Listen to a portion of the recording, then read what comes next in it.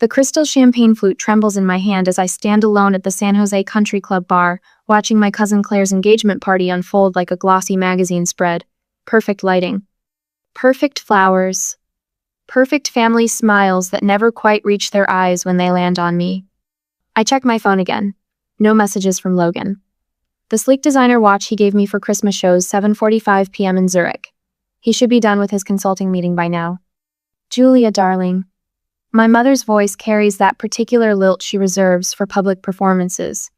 She's steering an older couple toward me, her pearl necklace catching the light. This is the Andersons, their new members. A practiced smile.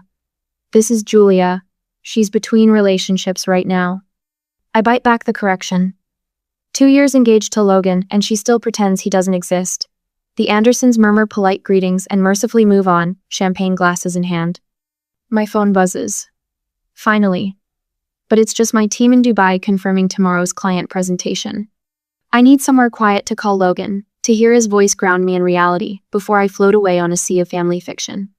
The hallway leading to the ladies' room offers blessed silence after the tinkling laughter and clinking glasses of the main room. My heels click against marble as I dial Logan's number. Then I hear it. Laughter floating from around the corner. My mother's voice, and Aunt Patricia's parting, sharing that particular cadence of gleeful mockery I remember from childhood. 2 years engaged to a man no one's ever met. My mother's words slur slightly. Who does that? Aunt Patricia's answering laugh sounds like breaking glass. Aviation consultant? Is that what we call flight attendants now? I've started calling him her imaginary fiancé when she can't hear. My mother again, her voice thick with amusement. Poor thing, always trying to keep up with Claire.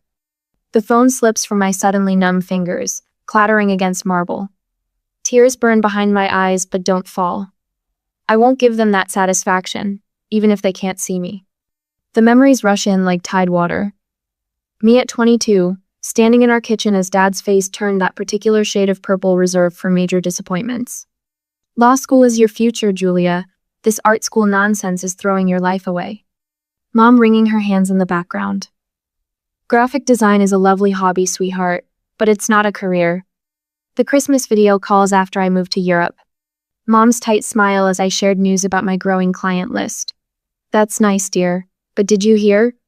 Claire made junior partner at her firm. My fingers find the textured wallpaper, grounding me in the present.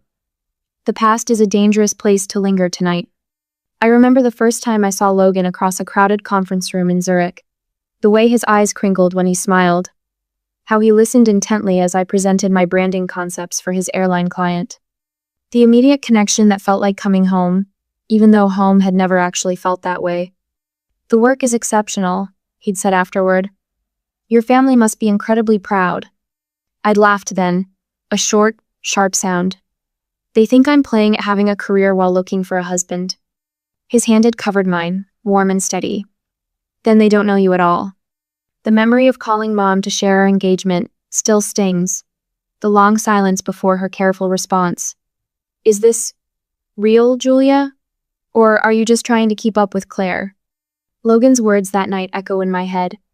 They'll understand someday. Build your life first. I straighten my spine, check my reflection in a gilt-framed mirror. My green silk dress falls perfectly, chosen to project success without trying too hard. The diamond on my left hand catches the light, solid and real as the man who gave it to me. Julia, Claire's voice carries down the hallway. We need you for the family toast. I smooth my dress, touch up my lipstick.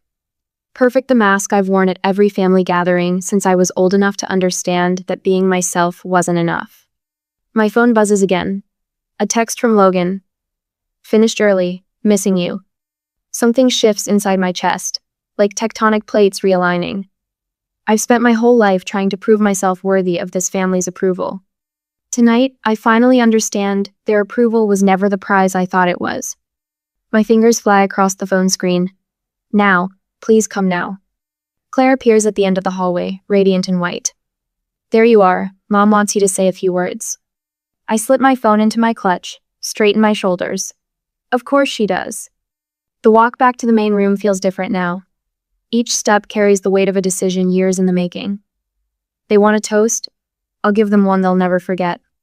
My mother beams as I approach the microphone, probably expecting another perfectly polite performance. She has no idea what's coming. None of them do.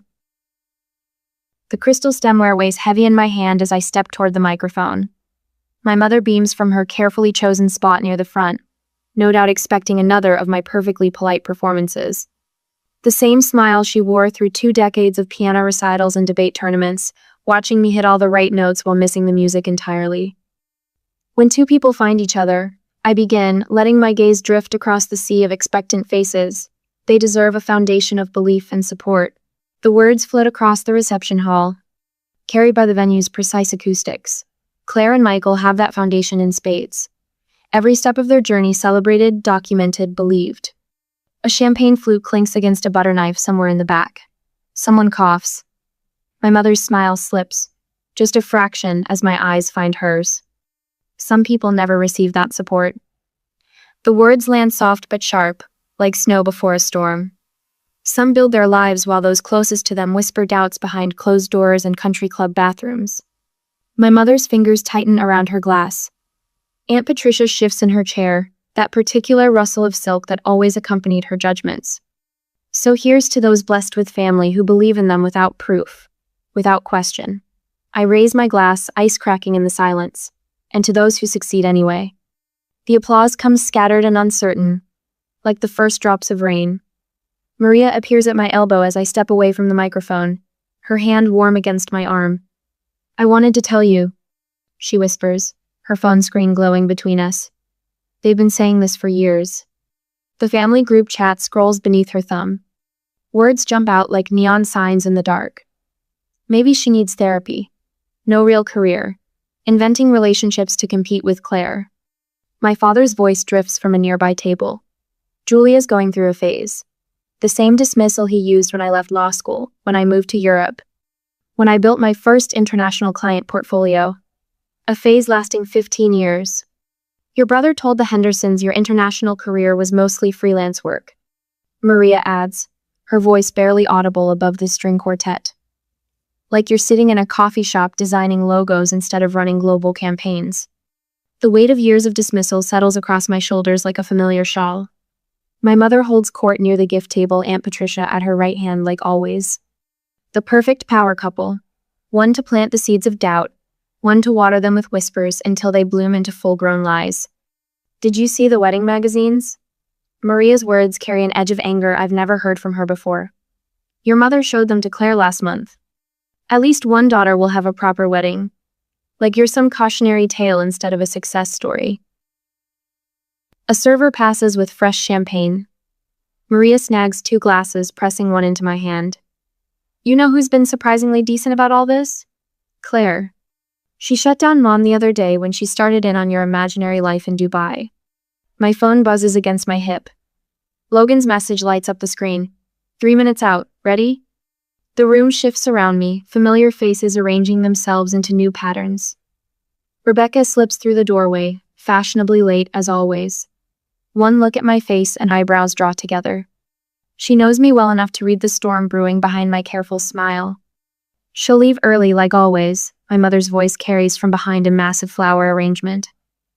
Can't sustain these stories forever. The master of ceremonies taps his microphone. Ladies and gentlemen, we'll be concluding our toast before dinner service begins. My Dubai team's presentation deck flashes through my mind, the one my family dismissed as playing at business last Christmas. The one that just landed us a contract worth more than my father's annual partner draw. The marble floor clicks beneath my heels as I cross to where my mother stands, still holding court over her circle of friends. For once, I don't curve my spine to make myself smaller in her presence. I've never lied to you about my life, I say, my voice steady as a heartbeat. Not once, remember that. Something flickers behind her eyes, discomfort, maybe even fear, before the practiced smile slides back into place. Of course, darling, we've always supported your creative endeavors. The first throb of helicopter blades cuts through the evening air. My mother's head snaps up, recognition dawning in her eyes as they meet mine. She knows that sound, has bragged often enough about my father's clients arriving for dinner parties in their private choppers. But this time, the sound carries a different message. Sometimes the truth doesn't whisper. Sometimes it roars. Have you ever been subjected to years of doubt by those who should believe in you most? What evidence would it take to change their minds? For Julia's family, it was about to land on their perfectly manicured lawn. The whir of helicopter blades slices through evening conversation. Champagne flutes pause midway to lips. In the garden, strings of fairy lights tremble. Someone must be lost. My mother's voice carries that familiar note of forced calm. She shoots a pointed look at the club manager hovering near the terrace doors. I'll check with traffic control. My father pulls out his phone, already shifting into problem-solving mode. The larger venue down the road sometimes gets helicopter arrivals. Aunt Patricia's laugh rings hollow across the room. Claire, darling, did you arrange a surprise for your engagement party? Claire shakes her head, confusion plain on her face. I take a slow sip of champagne, letting the bubbles dance on my tongue. The moment I've orchestrated unfolds exactly as planned, yet my hands tremble slightly as I set down my glass. The club doesn't allow unauthorized landings. My mother announces to anyone within earshot. She smooths her silk dress, a gesture I recognize from childhood, her tell when things spin beyond her control. The sound grows louder, conversations stutter and stop. Silver-haired men in blazers drift toward the floor-to-ceiling windows. Women in designer dresses exchange glances, their jewelry catching the light as they crane their necks. I move toward the terrace doors. Each step feels weightless, like I'm floating through a dream I've rehearsed 1,000 times. The garden lights illuminate my path, casting my shadow long across the marble floor. My mother's fingers close around my wrist. Julia, where are you going? I turn to face her, gentle but immovable. To greet my fiancé. Her fingers slip away. In her eyes, I catch the first flicker of understanding and fear. The helicopter appears over the tree line, sleek and black against the purple dusk. Its landing lights sweep across manicured lawns and sculpted topiaries. Julia. My mother's voice has lost its performance polish. This disruption is unnecessary. I don't respond. The time for words passed long ago, somewhere between imaginary fiancé and tonight's whispered mockery. Instead, I push open the terrace doors and step into the evening air. Behind me, the party has gone silent. Even the string quartet has stopped playing. I stand framed in the doorway, my green silk dress moving in the artificial wind. The moment stretches like pulled taffy, sweet with anticipation. The helicopter touches down with professional precision. The rotors slow, their rhythm fading to a whisper. When the door opens, Logan emerges like an actor hitting his mark. My breath catches. He looks exactly as I'd imagined in his charcoal suit, hair slightly windswept, every inch the successful aviation consultant. His long strides eat up the distance between us, confident and unhurried. Sorry I'm late, darling. His voice carries across the hushed garden. He bends to kiss my forehead, his hands settling at my waist with familiar warmth. Did I miss your toast? A collective gasp ripples through the crowd. I hear crystal shatter someone's grip on their champagne flute, failing spectacularly. Logan turns toward the party, his smile genuine as he spots Claire and her fiancé. Claire, Thomas, congratulations. He reaches into his jacket and produces an envelope. A small engagement gift. First-class upgrades for your honeymoon. The Maldives, right? Claire's face lights up with real pleasure. Unlike my mother, my cousin never participated in the whispered doubts. Logan, you shouldn't have. Thank you. My friend Rebecca catches my eye from across the room. Her knowing smile a balm for my racing heart. She raises her glass in a silent toast. Logan guides me back inside, his hand steady at the small of my back. We move through the crowd like water through a stream, people parting before us. My father steps forward, his face a complex map of embarrassment and calculation. Mr. Bennett. Logan extends his hand. It's wonderful to finally meet you. Julia speaks of her childhood with such fondness. My father's handshake is automatic. Years of corporate training taking over. Aviation consulting, you said? Which markets? Primarily Europe and Asia. Logan's voice carries the precise mix of authority and ease that commands boardrooms. We're expanding our presence in the Middle East. Actually, that's what delayed me to need a conference call with our Dubai team ran long. My mother hovers at the edges of the conversation, her fingers twisting her pearl necklace. Aunt Patricia has retreated to a far corner, suddenly fascinated by her phone. Other relatives drift closer. Their earlier dismissal transformed into hungry curiosity. Julia. My mother's voice cracked slightly. We should have. Should have believed me? The words slip out, soft as silk, sharp as steel. Yes, you should have. Logan's hand squeezes mine, grounding me in the present. Around us, phones appear in manicured hands. I know what they're searching for: Logan's consulting firm, my international clients, the life they dismissed as fantasy. The Almahara group was particularly impressed with Julia's branding work. Logan mentions casually to my father. The contract value alone. My mother's sharp intake of breath cuts through his words. On her phone screen, I glimpse the headline. Bennett Global Branding secures historic Middle East deal. You never mentioned, she begins. I did. My voice remains steady. Every Christmas call, every birthday, you change the subject to Claire's law firm promotions. The string quartet starts playing again, but the party's rhythm has fundamentally shifted. Years of dismissal crash against the concrete reality of Logan's helicopter. My success, our life. The impact leaves my family scrambling to rewrite history. Julia has a keynote speech at the International Brand Summit next month. Logan continues smoothly. Perhaps you'd like to attend. We could arrange tits. My father's phone appears in his hand so quickly it seems to materialize. Around us, other relatives tap and scroll, their faces illuminated by the blue glow of screens showing my career, my achievements, my truth. The weight of vindication settles around my shoulders, not like a crown, more like armor I no longer need to wear. Logan's arm settles around my waist as we make our way through the reception, a physical anchor in this sea of shifting family allegiances. The helicopter sitting visible through the floor-to-ceiling windows serves as a constant reminder of everything they refuse to believe. Tell them about the Singapore airline campaign, darling. Logan's voice carries just enough for the cluster of relatives pretending not to eavesdrop. My mother's wine glass pauses halfway to her lips. The rebrand launched last month. I say, letting my voice fill with the quiet pride I've spent years suppressing. Full fleet livery redesign, lounge concepts for 13 international hubs, complete digital overhaul. Aunt Patricia's fingers tighten around her champagne stem. She spent the last hour trying to insert herself into conversations, suddenly remembering supportive comments she never made. I always told Diane you had an eye for design, didn't I, sister? My mother nods too quickly, pearls bobbing at her throat. Julia mentioned the Dubai project weeks ago. Very exciting. The lie hangs in the air between us. I haven't spoken to her in months, not since the Christmas call that ended with her suggesting I see a therapist about my need to exaggerate. Logan's thumb traces small circles against my hip, grounding me. The Almahara presentation is next week, actually. First time they've consolidated their luxury brands under one visual identity. My father materializes at my elbow, all forced business interest. Aviation consulting must be fascinating.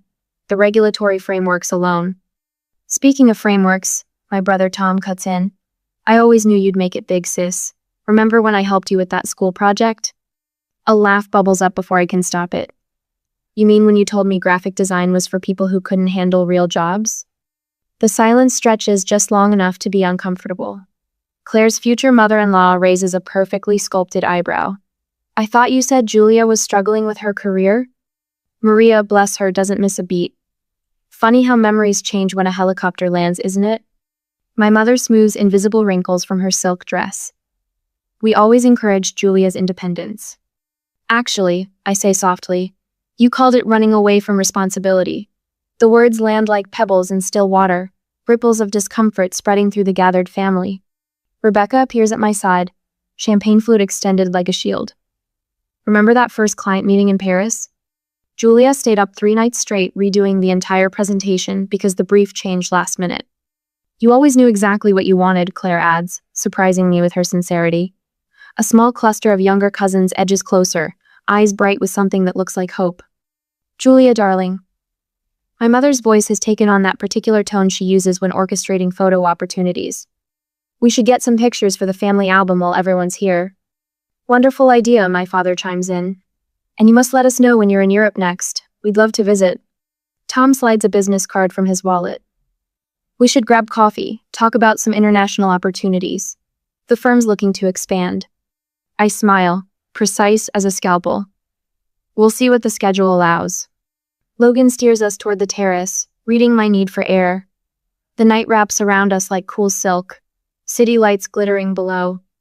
Through the glass, I watch my mother's face crumple slightly when she thinks no one's looking. But Christmas is for family, she says later, cornering me by the dessert table. You always come home for Christmas. The words settle in my chest, familiar weight of obligation warring with the life I've built. I have made my home elsewhere. My father stands frozen by the bar, Manhattan untouched, as the reality of our new dynamic sinks in. I am no longer the daughter desperately seeking approval. I am a woman who arrived by helicopter to say, your approval stopped mattering. Aunt Patricia's voice drifts from behind a flower arrangement. Still showing off after all these years. Logan's hand finds mine, fingers intertwining. The diamond on my left hand catches the light, solid and real as the man beside me, as the career I've built, as the truth they spent years denying. The helicopter sits dark and elegant on the lawn outside, a period at the end of a very long sentence. But it isn't the final punctuation mark in this story. Not yet. I squeeze Logan's hand, thinking of the invitation I'll send tomorrow. Dubai in winter is lovely, after all, and some truths need to be seen in the full light of day. They cannot hurt me again.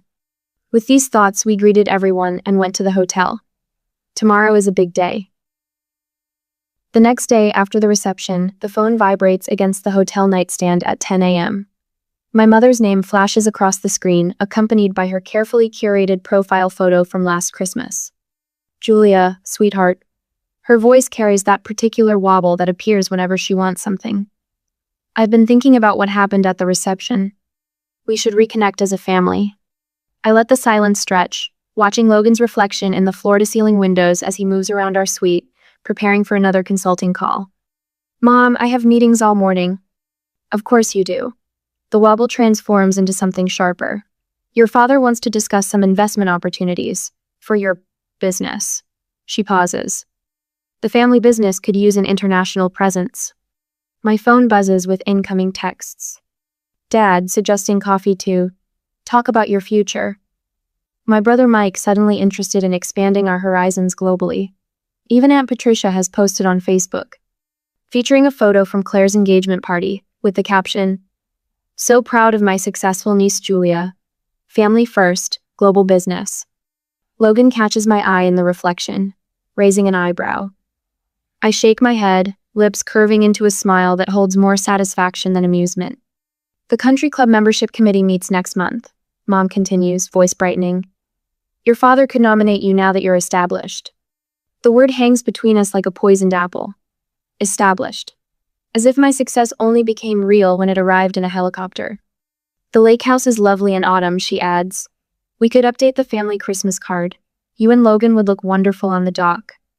I trace my finger along the window, watching the morning sun strike the glass towers of Dubai's financial district. That's generous, Mom. Well, family is family. Her voice softens. We can put all this unpleasantness behind us. All this unpleasantness, I repeat, letting each word fall like a stone. You mean the years you spent telling everyone I was lying about my life? Julia, really?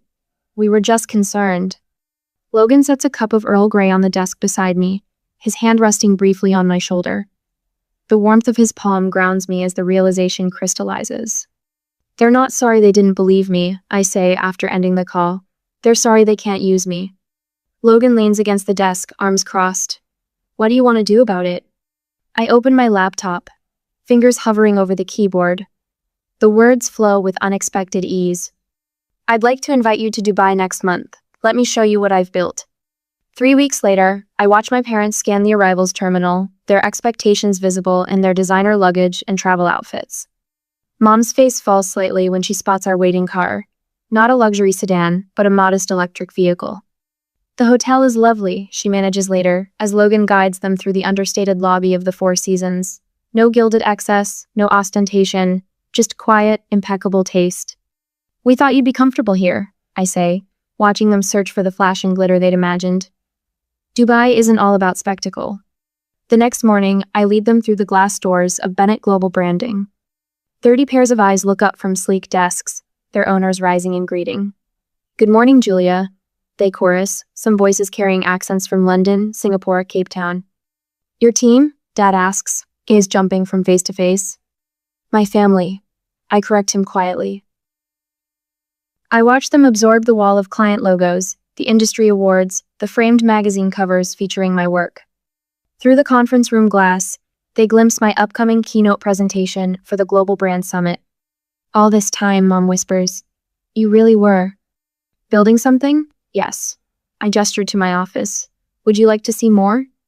That evening, I choose a rooftop restaurant overlooking the city. The lights below mirror the stars above, creating an infinite field of possibility.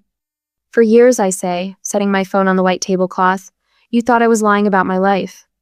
We were just concerned, Mom begins, reaching for her water glass. I press play. Her own voice fills the space between us. Her imaginary fiancé, followed by Aunt Patricia's laughter. I didn't invite you here for an apology. The words come steady and clear. I invited you to see the truth. Dad's face flushes that familiar purple. You brought us all this way to embarrass us? No, I meet his gaze. I brought you here so you would finally see me. Mom's tears fall, smearing her careful makeup. We were wrong about everything. Yes, you were. I take a sip of water, letting the moment settle, and that will take time to address. The city glitters below us, a constellation of lights marking paths not taken, choices that led me here. My parents sit across the table, finally seeing the daughter they never believed existed. Their approval, so desperately craved for so long, feels strangely hollow now. Logan's words from this morning echo in my mind. The greatest revenge isn't proving them wrong. It's living so fully that their approval becomes irrelevant. I study their faces in the candlelight. Mom's trembling lips, Dad's rigid posture. The power to shape our relationship has shifted. Any reconciliation will happen on my terms, in my time. The knowledge settles like a warm stone in my chest. Tell me about your new project, Dad says finally, his voice rough with something that might be regret. I lean back, considering. The night stretches before us, full of possibilities and limitations. Like the city below, some paths will remain forever unexplored. Others wait to be discovered. Let's start, I say, with what's true. A week later, sunlight streams through the floor-to-ceiling windows of my Dubai office, catching the metallic threads in the abstract tapestry I bought in Istanbul last month. Logan appears in the doorway, 2 steaming cups in hand. The familiar scent of Earl Grey fills the air as he sets one on my desk. Your 9 o'clock is ready in the conference room, he says, leaning down to kiss my temple. The design mentee from Paris? I nod, taking a sip of perfectly brewed tea. Reminds me of myself at 23. Brilliant portfolio, family who thinks graphic design is just pretty pictures on a computer. The young woman's face fills my laptop screen moments later, bright-eyed and nervous. Her portfolio spreads across my second monitor, clean lines, bold color choices, the raw talent I recognized immediately. Emma, tell me about the restaurant campaign concept. My voice carries the warmth I wished for at her age. The one your professor called too modern. She straightens, hands fluttering.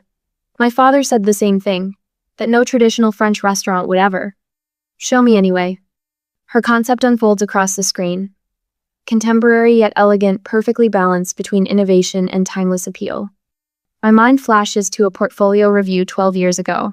My mother's pinched expression at my waste of a legal education. They're wrong. I tell Emma, watching hope bloom across her face. You understand something they don't. Tradition evolves. Book another session next week. We'll develop this further. After the call ends, I stand at the window, watching sunlight glint off the Burj Khalifa. My team fills the open office beyond my door, their quiet energy humming through the space. Voices rise and fall in English, Arabic, French, Mandarin, a symphony of creativity I built from scratch. My phone buzzes. An email from my mother. The subject line stops my breath. Family reunion, your terms. Dear Julia, the lake house is lovely in October. Logan mentioned you might have business in New York that month. No pressure, just know you're both welcome whenever you choose. Love. Mom. No guilt trip, no manipulation, no desperate need to prove her maternal devotion to the country club crowd. Logan's arms slip around my waist from behind. Board meeting done early, what's got you smiling? I show him the email. Mom's learning. Finally. Going? Maybe. I lean back against him. On our terms. 6 weeks later, autumn sunlight dapples the lake house deck. Logan's hand rests warm against my lower back as we climb the familiar steps. No knot in my stomach. No mask of perfect daughter sliding into place. The door opens before we reach it.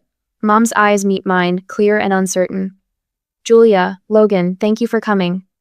Inside, fall-scented candles flicker on the mantel. Dad looks up from his paper, reading glasses perched on his nose. Just read about your team's award. The Hong Kong campaign? Singapore, I correct gently. But yes, the Asian market expansion exceeded projections. No dismissal. No comparison to my cousin's law firm partnership. Just my father's small nod, the beginning of understanding in his eyes. Monthly video calls followed. Awkward at first, like learning a new language. Dad asking about projects, actually listening to the answers. Mom sending articles about female entrepreneurs in the Gulf states, her handwritten notes in the margins showing she'd really read them. Aunt Patricia's absence speaks volumes. Some bridges burn for a reason. The Santorini wedding photos arrive in December. Small, intimate, perfect. Claire beside me in a sage green bridesmaid's dress, our childhood competition dissolved into genuine friendship. My parents in the background, respecting the boundaries of their new role. Rebecca's champagne toast still echoes, to believing in yourself when no one else would. Spring finds me in a Dubai conference hall, addressing a room of young designers. Many of their stories mirror my own. Families who mistake different for wrong, dreams dismissed as phases to outgrow. The helicopter story spread. I tell them, watching recognition spark. But that moment wasn't about proving anyone wrong, it was about finally being right with myself. A young woman approaches afterward, portfolio clutched to her chest. My family thinks I'm wasting my accounting degree. They don't believe I can make it in design. I see myself in her tight shoulders, her defensive grip on her work. Show me what they don't see. Mom visits the office in May. She pauses before the framed photo of Logan's helicopter landing, backlit against the country club's manicured lawn. I was so embarrassed that day. Her voice catches. Now I understand it was necessary. It wasn't about embarrassing you. I meet her eyes in the glass reflection. It was about finally being seen. I see you now. She touches the frame gently. I'm sorry it took so long. I needed you to see me then. The truth settles, peaceful as sunset over the Arabian Gulf. I don't need it anymore. Later that night, Logan and I stand on our balcony, the city lights jeweling the darkness below. Plans for the New York office expansion spread across the patio table between us. We could take the apartment in Manhattan, I muse. Be closer to family if we want. If we want. Logan's smile holds a decade of understanding. Your choice, your terms. I watch a plane's lights trace across the star-studded sky, remembering a young woman who once thought proving her worth would fix everything. The greatest revenge isn't proving them wrong. My fingers lace through Logan's. It's living so fully that their approval becomes irrelevant. The night breeze carries the scent of jasmine from the garden below. Somewhere in Paris, Emma works on her restaurant campaign. In Dubai, my team prepares tomorrow's client presentation. In a lake house in America, my mother learns to see her daughter clearly. All of us evolving, one truth at a time,